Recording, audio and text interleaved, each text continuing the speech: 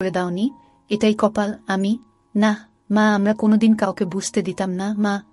আমার দিব্যি কেটে বলো তো রঞ্জন, তুমি কি আমাকে আর আমার মেয়েকে তোমার ওই কুদৃষ্টি থেকে মুক্তি দিতে পারবে? আমি একেবারেই নিশ্চুপ।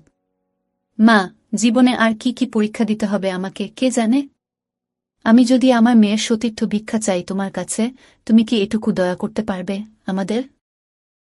কিন্তু মা, আমি যে ওগুলো ছাড়া একটা দিনও থাকতে পারি না। এতটাই অভ্যস্ত হয়ে গেছি, নেশাগ্রস্ত হয়ে যাবার চেয়ে কোনো অংশে কম না। মা, আমার মেয়েকে ছেড়ে দে বাবা, ওর ভবিষ্যৎটা নষ্ট করিস না। বিনিময়ে যা চাইবি আমি তোকে তাই দেব। আমি একটু ভয় নিয়ে বললাম, যদি আমি তোমাকে চাই, এর বিনিময়ে? মা, তুমি পারবে তোমার চাহিদা আমার সাথে পূরণ করতে? আর এতে কি আমার মেয়েটা তোমার থেকে নিস্তার পাবে? আমি চুপ করে দাঁড়িয়ে মায়ের মাথা থেকে পা দেখতে থাকলাম আর মনের অজান্তেই হাসুচোখ ভঙ্গি দিয়ে ফেললাম। মা অনেকটা ঘৃণা ও অবজ্ঞার সাথে এগিয়ে গিয়ে দরজার লকটা লাগিয়ে দিয়ে আমার দিকে ঘুরে বললেন, কথা দাও, আমি এখন যা যা বলবো তুমি অক্ষরে অক্ষরে তা মেনে নিবে? বলো মা, আমি মেনে নিব মা। এই যে এতক্ষণ আমি তোমাকে এতগুলো কথা বললাম, তা শুনেছ কিনা জানি না, কিন্তু তোমার মনোযোগ যে আমার দিকে, এটা সত্য। আমি আবারও চুপচাপ মাথা নিচু করে দাঁড়িয়ে থাকলাম। এবার মা আরও কড়া গলায় বলে উঠলেন, কি করতে চাও তুমি আমার সাথে? আমি বয়স্ক ছেলে মেয়ে যা করে। মা এবার একটু গম্ভীর কণ্ঠে বলে উঠলেন, চালাও তোমার পশুত্ব, তোমার মায়ের সাথে যা ইচ্ছে করো, কিন্তু আমার মেয়ের দিকে আর কোনোদিন চোখ তুলে তাকাতে পারবে না। আর যদি তা না মানো, আমি তোমাকে দিব্যি দিয়ে বলছি, আমি নিজেকে নিজে শেষ করব, আর তার জন্য দায়ী থাকবে তুমি। আমি মায়ের চোখের দিকে তাকিয়ে বুঝলাম, প্রথমে রাগ নিয়ে সূত্রপাত হলেও তিনি একটু লজ্জা পাচ্ছেন। এরপর আমি আর কোনো কিছু না ভেবে মায়ের দিকে মনোনিবেশ করলাম। আমি 2 পা এগুতেই দরজার ওপাশ থেকে আমার দিদি হাউমাউ করে কাঁদতে কাঁদতে ঘরে ঢুকে পড়ল। দিদি বারবার অনুনয় করে আমাকে আর মাকে বলছে, সব দোষ আমার মা, আমার জন্য তুমি এত বড় ভুল করো না। তারপর দিদি আমাকে জড়িয়ে ধরে কাঁদতে কাঁদতে বলতে থাকল, ভাই প্লিজ, তোর যা ইচ্ছে আমার সাথে করো, তবুও মায়ের সাথে এমন কিছু করিস না। এদিকে আমি দিদিকে বললাম, না দিদি, আমি মাকে কথা দিয়েছি, আমি তোর দিকে আর চোখ তুলেও তাকাবো না। মনে মনে আমি ভাবছি, আজকের এই সুযোগ আমার কোনোভাবেই হাতছাড়া করা যাবে না। দিদি তখনও ঘটনাস্থলে দাঁড়িয়ে কেঁদে চলেছে। এক পর্যায়ে মা নিজেই দিদিকে উদ্দেশ্য করে বলে উঠলেন, উফ, এত ভোরবেলা আশেপাশের এলাকার মানুষ জড়ো করবি নাকি? নিজের অপরাধের জন্য যদি এতই অনুতপ্ত বোধ হয়, তাহলে তুই তোর রুমে গিয়ে যা খুশি করো। সাথে সাথে আমার মাথায় একটা দুষ্টু বুদ্ধি খেলে গেল। যেহেতু দিদি আর আমার মাঝে গোপন কিছুই নেই, আর আমাদের মায়েরও দিদির সামনে কোনো রকম ইতস্তত বোধ দেখছি না, তাহলে দিদিকে আমাদের কর্মকাণ্ডের সাক্ষী বানিয়ে নেই।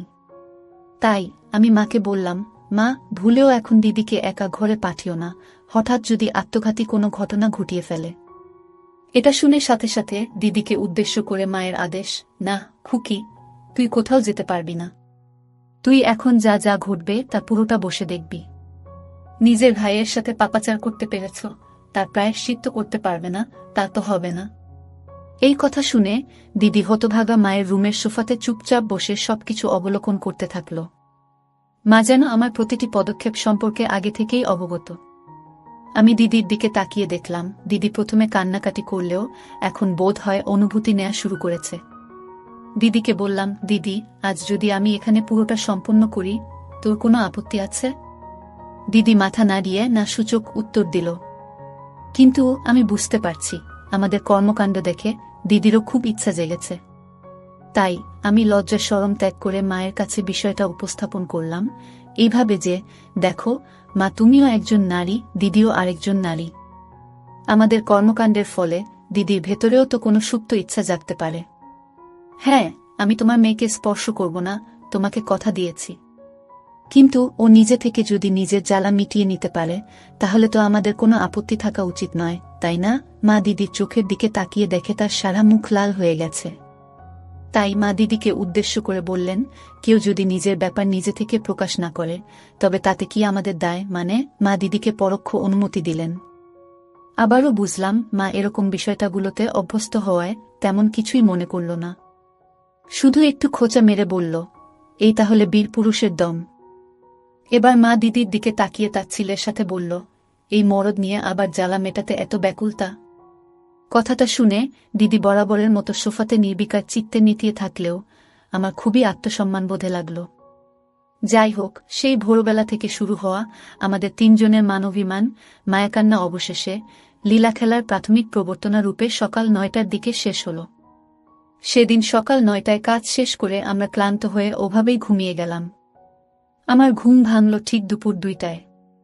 ঘুম ভেঙে দেখি দিদি স্নান করতে গেছে, আর আমার মা রান্নাঘরে কাজ করছেন। মা একটু মোটা স্বরে বলে উঠলেন, অনেক হয়েছে তামাশা, এবার স্নান করে খেয়ে আমাকে উদ্ধার কর। আমি, কেন মা, কোনো কাজ আছে নাকি? মা, বিকালে একটু তোর মামার অফিসে যেতে হবে। আজ তো তোর মামার জন্মদিন।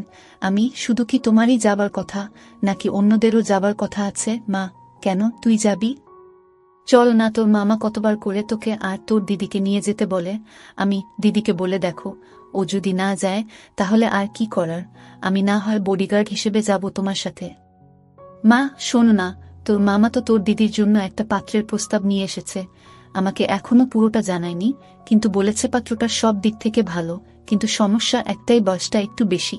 আমি, যার জন্য পাত্র দেখছ তাকে জিজ্ঞেস করেই দেখো, তার মতামত কি। আমি জানি আমার দিদি আমার বন্ধু নাবিলকে মনে মনে পছন্দ করে। নাবিলও দিদিকে বেশ পছন্দ করে। টুকটাক প্রাথমিক পর্যায়ের প্রেমও চলছে ওদের মাঝে।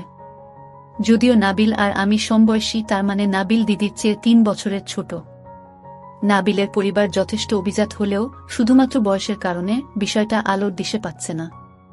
মা, তোর দিদি তো কিছু বলে না? তুই একটু দেখ না তোর দিদির আসলে মতিগতি কি। আমি, ঠিক আছে মা, আমি যদি কোনো পাত্রের সম্বন্ধ নিয়ে আসি আর দিদি যদি তাতে রাজি থাকে তাহলে তোমার কি আপত্তি থাকবে? মা দেখো, তোর দিদি যদি রাজি থাকে আর পাত্রের পরিবার ভালো হয় তাহলে আমার কেন আপত্তি থাকবে? এই বলে আমার স্নান করতে চলে গেল। এই ফাঁকে আমি নাবিলকে ফোন দিয়ে বললাম 1 ঘন্টার মধ্যে জরুরিভাবে দেখা করতে। 1 ঘন্টা পর নাবিল আসলো। নাবিলকে নিয়ে আমি আমাদের ছাদে গেলাম। ছাদে গিয়েই নাবিল আমার মায়ের রোদে মেলে দেয়া ছোট কাপড়ের দিকে নজর দেয়া শুরু করে দিল। আমি, শোনো, তোকে খুব সিরিয়াস বিষয় নিয়ে কথা বলার জন্য ডেকেছি। নাবিল, কিরে, মাসি মাকে লাইনে আনতে পেরেছিস নাকি?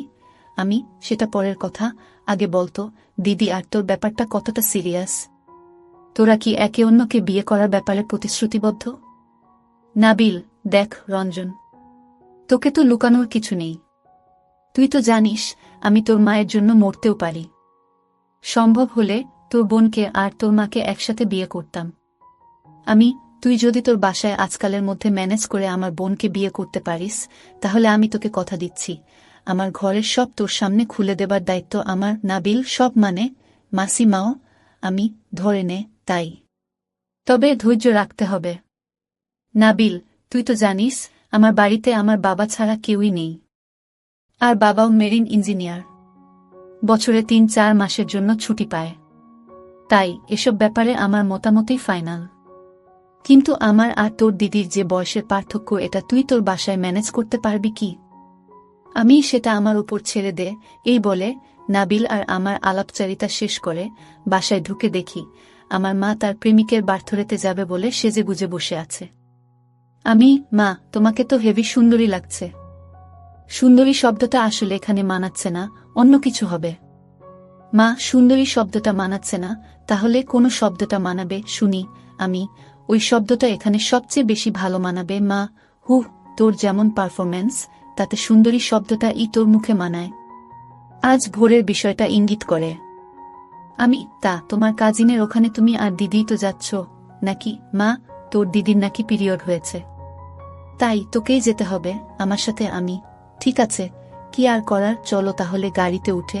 আমি মাকে বললাম দিদির নাকি বয়স্ক ছেলে বিয়ের জন্য পছন্দ নয়। দিদি চায় তার জামাই তার চেয়ে 2-3 বছরের ছোট হোক, এতে নাকি অনেক লম্বা সময় ধরে তারা উপভোগ করতে পারবে, আর ছেলেটার উপরেও দিদির একটা ডমিনেন্সি বজায় থাকবে। আসলে দিদির সাথে নতুন করে এই বিষয়ে আমার কোনো কথাই বলার প্রয়োজন হয়নি, কারণ আমি দিদি নাবিলের প্রেমের বিষয়টা একেবারে শুরু থেকেই জানি।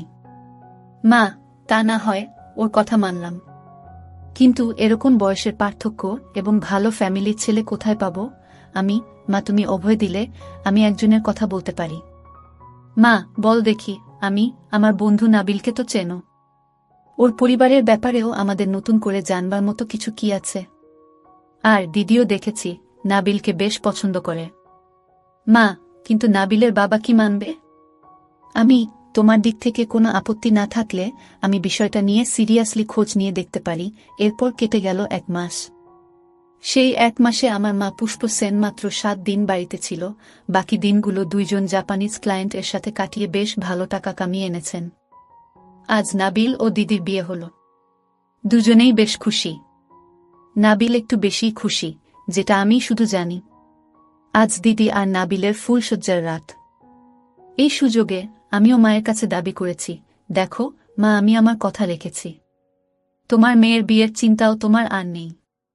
এবার আমাকে তোমার সবটুকু মধু খেতে দিতে হবে। মা, তাই বলে মেয়ের ফুলশয্যার রাতেই মা ছেলের ফুলশয্যা হবে? জামাই বাবা যদি কিছু টের পেয়ে যায়, ওরা ওদের কাজ নিয়েই মশগুল থাকবে নাকি? তোমার আমার ঘরে আড়ি পেতে বসে থাকবে? মা, আচ্ছা ঠিক আছে, রাতে তুই আমার ঘরে ঘুমাবি তাহলে। শুধু এটুকুতে হবে না।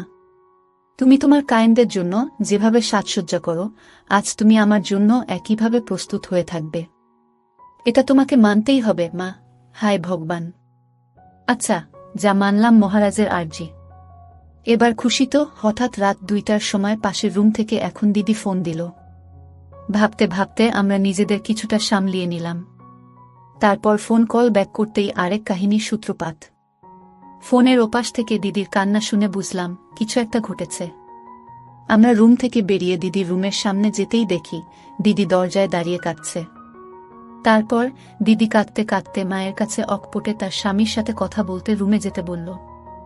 মা ওই অবস্থাতেই নাবিলের কাছে গিয়ে, কি ব্যাপার, কি হয়েছে টাইপ কিছু প্রশ্ন করতেই নাবিল আমাকে ডাক দিল।